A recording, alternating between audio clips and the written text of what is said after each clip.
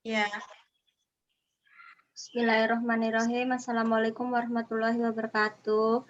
Kami dari kelompok 2 ingin mempresentasikan hasil kerja kelompok kami. Nama kami, saya sendiri Ita Mustika Aji, dan teman saya, Dani Puspitasari. serta Fitri Wahyu Ninglisa. Langsung aja kita bahas tentang rekrutmen dan seleksi orientasi kerja dan penempatan kerja. Latar belakang rekrutmen, seleksi, orientasi, dan penempatan akan menjadi sangat penting dalam perusahaan. Banyak divisi yang ada dalam perusahaan membuat perusahaan butuh untuk melakukan rekrutmen, seleksi, dan penempatan yang benar untuk mendapatkan karyawan yang berkualitas. Karena jika ada kesalahan dalam rekrutmen, orientasi, seleksi, dan penempatan dalam perusahaan akan membuat produktivitas tidak maksimal. Sumber daya manusia merupakan hal penting dalam mencapai tujuan perusahaan. Kelangsungan hidup perusahaan bergantung pada bagaimana perusahaan bisa mengatur dan memanfaatkan peluang serta mengatasi ancaman dari lingkungan eksternal dengan segala potensi dan dari sumber daya yang dimiliki oleh perusahaan. Sumber daya manusia yang bagus merupakan aset yang tidak ternilai. Aktivitas rekrutmen, seleksi, dan penempatan mempunyai peranan yang penting dalam kesuksesan perusahaan. Aktivitas ini menunjukkan kemampuan perusahaan untuk bertahan, beradaptasi, dan berkembang di tengah pesaing yang ketat. Pengertian rekrutmen. Rekrutmen merupakan usaha perusahaan untuk mempengaruhi calon pekerja agar mau melamar lowongan yang ada dalam suatu perusahaan. Perusahaan harus bisa melakukan proses rekrutmen untuk mendapatkan sumber daya manusia yang efektif dan berkualitas.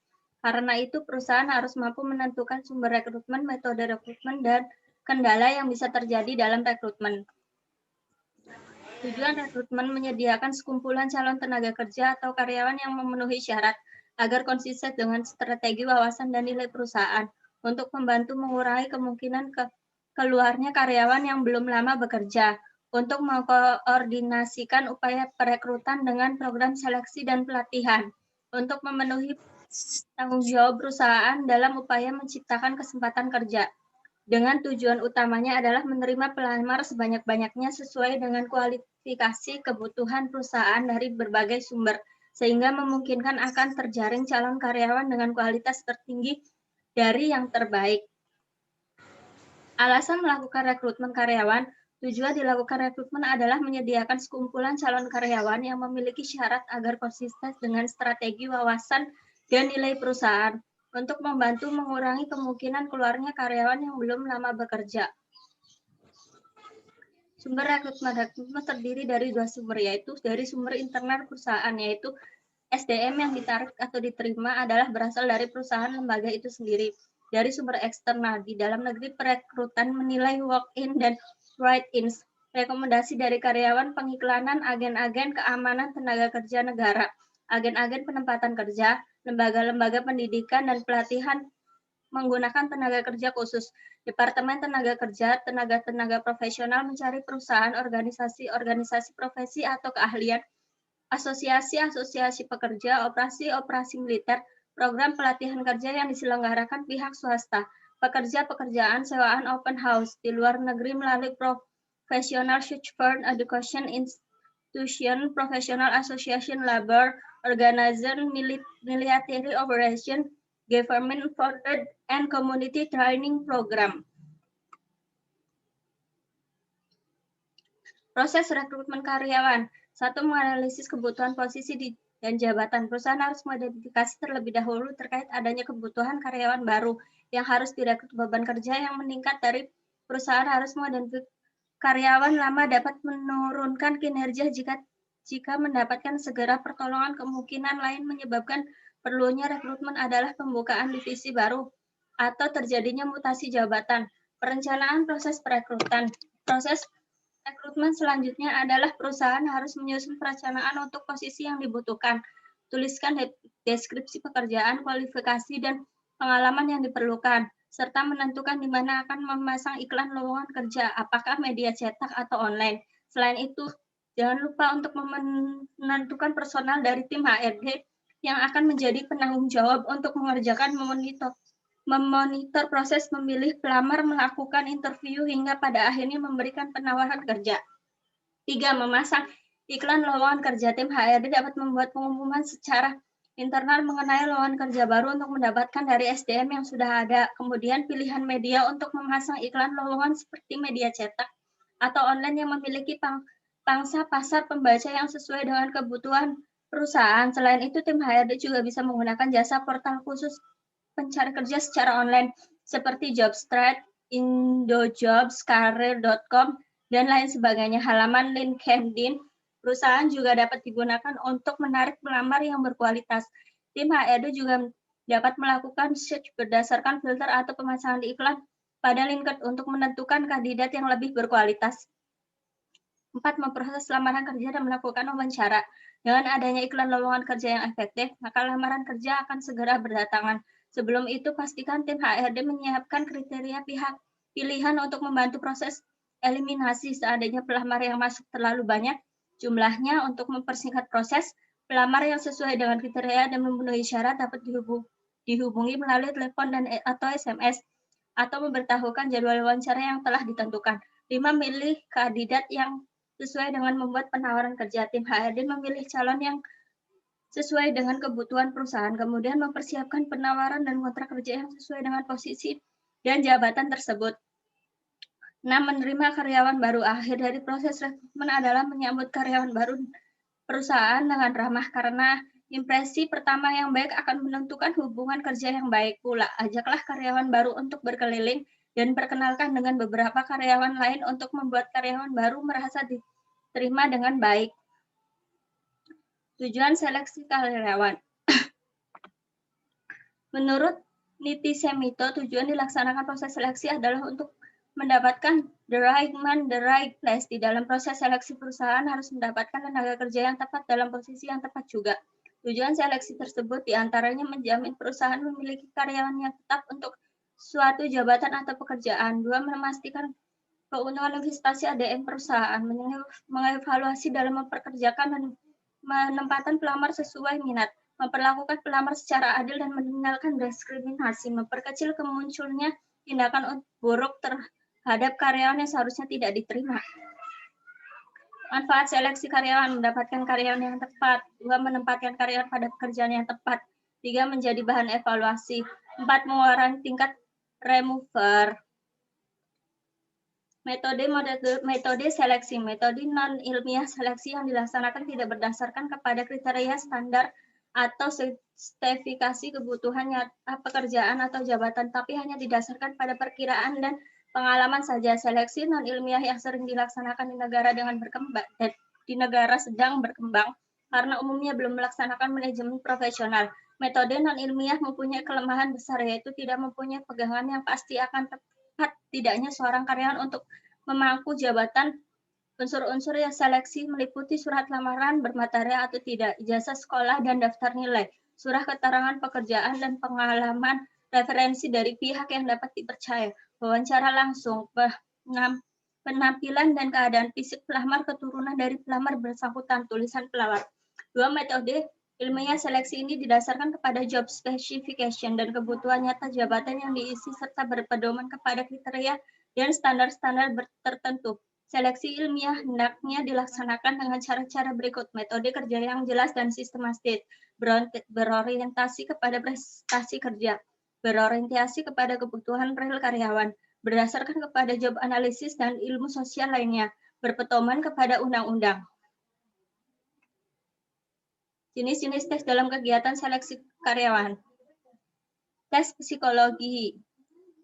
Tes kecerdasan yang memiliki kemampuan mental pelamar dalam daya pikir secara menyeluruh dan logis. Tes kepribadian, di mana hasilnya akan mencerminkan kesediaan bekerja, sifat kepemimpinan, dan unsur-unsur kepribadian lainnya. Tes bakat, yang mengukur kemampuan potensi pelamar yang dapat dikembangkan. Tes minat, yang mengatur antusiasme pelajar terhadap suatu jenis pekerjaan. Tes prestasi, yang mengukur kemampuan pelamar sekarang. Tes pengetahuan, yaitu bentuk tes yang menguji informasi atau pengetahuan yang dimiliki pada pelamar. Pengetahuan yang diujikan harus sesuai dengan kebutuhan untuk melaksanakan pekerjaan. Tes pengetahuan pekerjaan, yaitu beberapa bagian pekerjaan yang akan dipegangnya, sebagai contoh tes mengetik untuk calon mengetik. Hambatan dalam melakukan kegiatan seleksi. Kendala yang sering dihadapi oleh Divisi Human Resource Department dari banyaknya perusahaan adalah bagaimana melakukan penarikan karyawan, juga bagaimana menjadikan calon pekerja untuk bekerja secara efektif dan kompeten. Banyak perusahaan yang melakukan proses rekrutmen, seleksi, orientasi, dan penempatan ini hanya dengan sistem pendaftaran yang tidak melalui proses kualifikasi yang benar. Kendala yang dialami perusahaan saat rekrutmen menurut Simomara sebagai berikut. Citra organisasi, banyaknya pelamar tidak berminat dan mencari lapangan pekerjaan yang di suatu organisasi karena citra pada organisasi tertentu. Hendaknya organisasi memikirkan kendala yang muncul jika organisasi memiliki citra yang buruk di luar. Kebijakan kompensasi sering menjadi hambatan. Bagian manajemen sumber daya manusia bersama dengan organisasi harus menetapkan kisaran gaji yang adil bagi seluruh calon pekerja. Persyaratan pekerjaan, syarat yang terlalu tinggi akan menghambat pelamar untuk mendaftarkan diri. Dalam syarat harus ada syarat tertentu mengenai tipe-tipe orang yang akan dicari sehingga kecocokan terjadi. Selanjutnya akan dilanjutkan oleh Leni Puspitasari. Oke, di sini saya akan melanjutkan tentang pengertian orientasi kerja. Menurut Haji Hadari Nawawi dalam bukunya Manajemen Sumber Daya Manusia, untuk bisnis yang kompetitif, orientasi adalah usaha membantu para pekerja agar mengenali secara baik dan mampu beradaptasi dengan suatu situasi atau suatu lingkungan atau iklim bisnis atau organisasi atau perusahaan.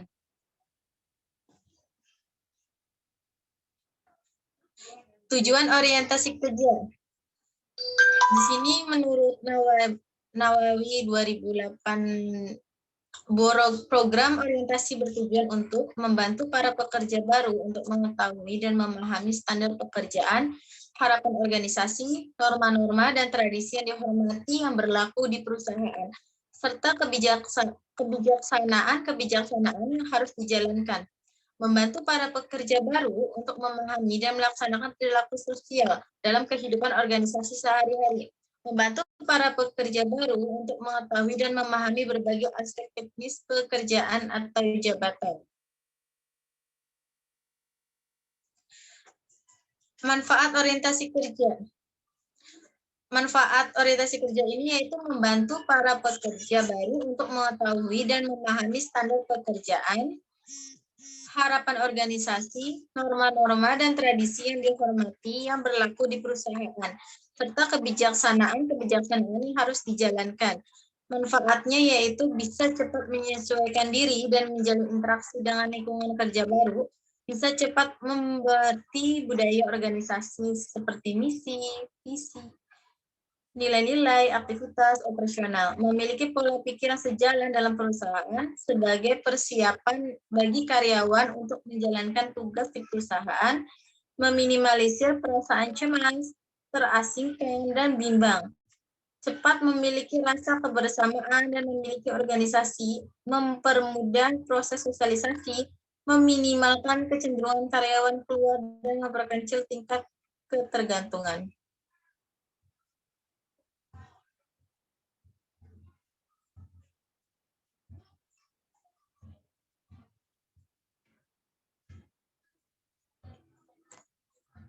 Topik-topik dalam orientasi.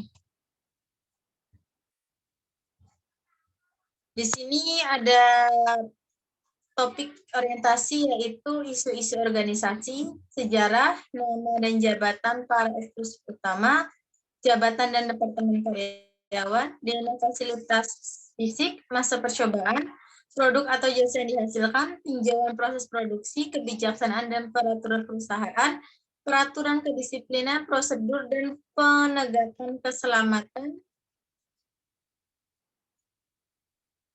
Topik-topik orientasi, hak-hak karyawan, gaji, cuti, dan libur, waktu istirahat, tunjangan pelatihan dan pendidikan, konseling, tunjangan asuransi, program pensiun, perkenalan dengan atasan, dengan rekan-rekan kerja, dengan pelatih, dengan penasihat karyawan, jabatan, lokasi, tugas-tugas, persyaratan keselamatan, tinjauan jabatan, tujuan, hubungan dengan jabatan-jabatan lainnya. Hal-hal yang diperhatikan dan hal-hal yang dihindari dalam orientasi. Orientasi harusnya bermula dengan jenis informasi yang relevan dan segera untuk dilanjutkan dengan kebijakan-kebijakan yang lebih umum tentang organisasi. Orientasi harusnya berlangsung dalam kecepatan yang membuat karyawan baru tetap merasa nyaman. Bagian paling signifikan adalah sisi kemanusiaannya, memberikan pengetahuan kepada karyawan baru tentang seperti apa yang menyelihat dan rekan kerjanya, berapa lama waktu yang dibutuhkan untuk mencapai standar kerja yang efektif, dan mendorong mereka mencari bantuan dan sarana ketika dibutuhkan. Karyawan-karyawan baru sepatutnya didorong dan diarahkan dalam lingkungannya oleh karyawan atau penyelia yang pengalaman sehingga dapat menjawab semua pertanyaan dan dapat segera dihubungi selama periode induksi. Karyawan baru hendaknya secara perlahan diperkenalkan dengan rekan kerja mereka. Karyawan baru hendaknya diberikan waktu yang cukup untuk mandiri sebelum tuntutan pekerjaan mereka meningkat. Nah, di sini ada juga yang namanya pengertian penempatan kerja.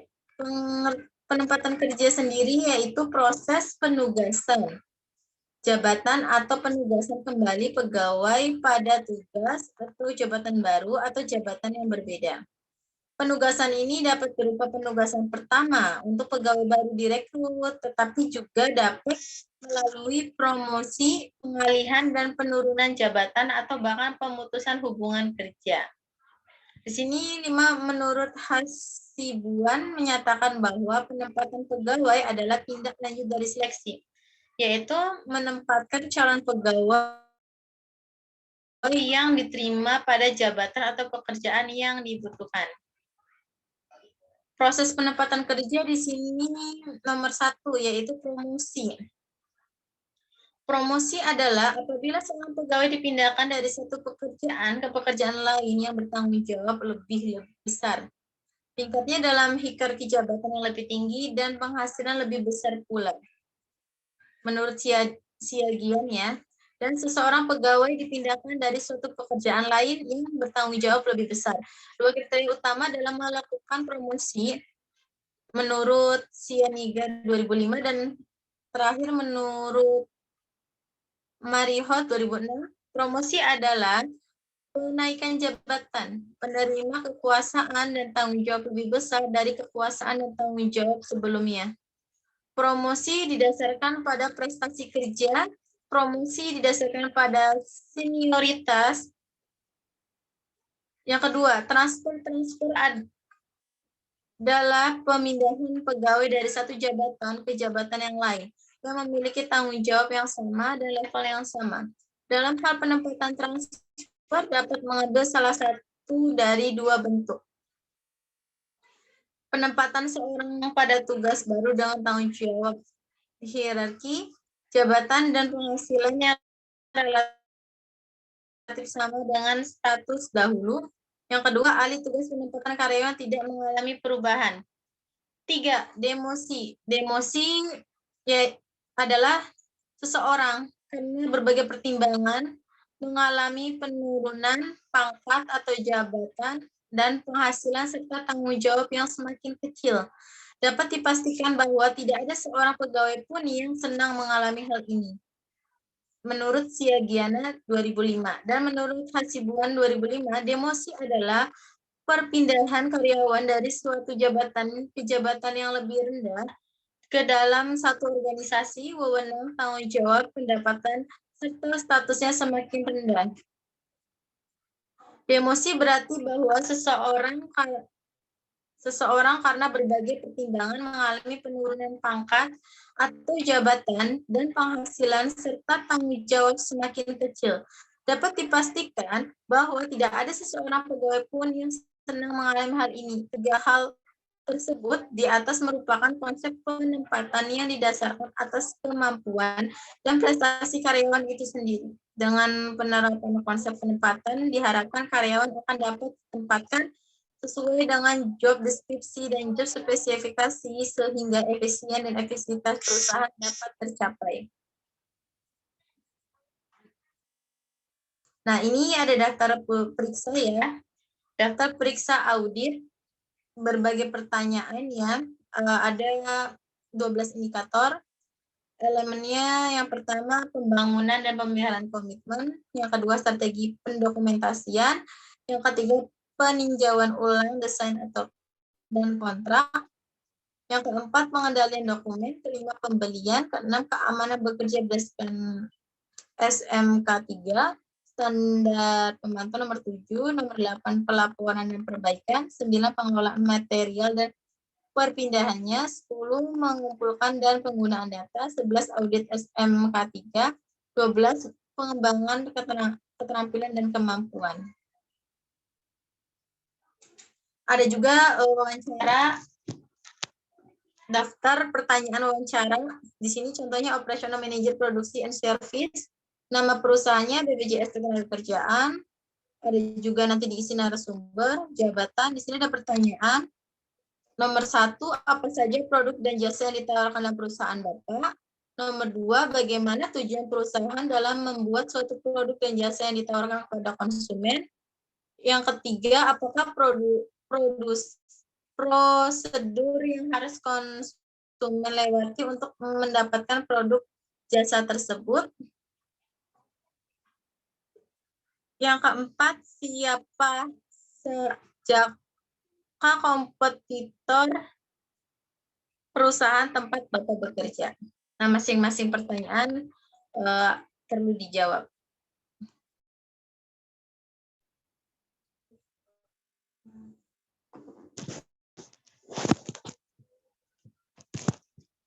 Di sini ada kuesioner tentang program audit, pelatihan, dan pengembangan SDM ya. Selanjutnya ada temuan audit, ada daftar ringkasan temuan audit di sini ya. Ada kondisi, kriteria, penyebab, dan akibat. Oke, kita lanjut lagi. Laporan hasil audit. Di sini ada laporan hasil audit ya. Selanjutnya